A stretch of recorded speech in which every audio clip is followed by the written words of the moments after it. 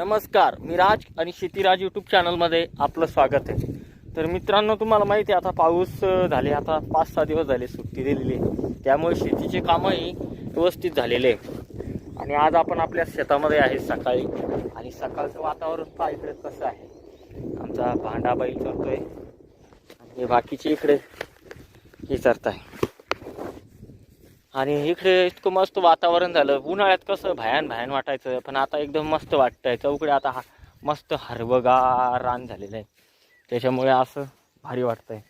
तर चला आपण बांडा बैल बी चरतोय, कारण काय होतंय माहिती आहे का,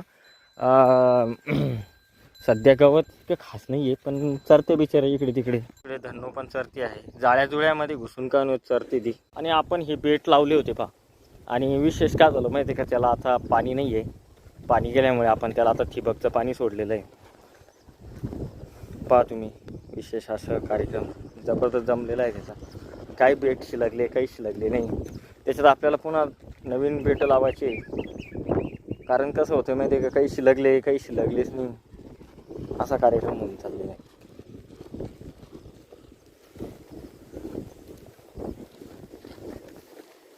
हे पहा, काही शिलगले काही शिलगलेच नाही, कार्यक्रम अवघड आहे।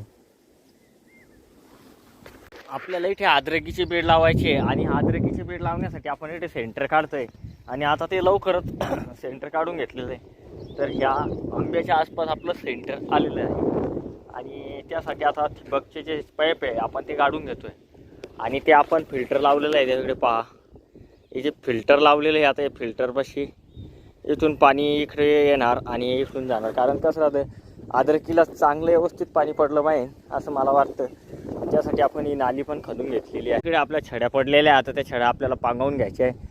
आणि ह्या ठिबकच्या साह्याने आपण काय केलं, इकडे माप पुरवून पाहिलं आणि तिकडे माप पुरवून पाहिलं, त्यामुळे काही थोडं कमी जास्त होतं आहे ते, त्याच्यामुळे काही अडचण नाही आहे।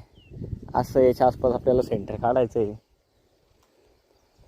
तिकडे बरंच जवळलं ते, त्याच्यामुळे असं सेंटर काढून घ्यायचं आहे। तर मित्रांनो, आपलं हे सेंटर काढून झालेलं आहे।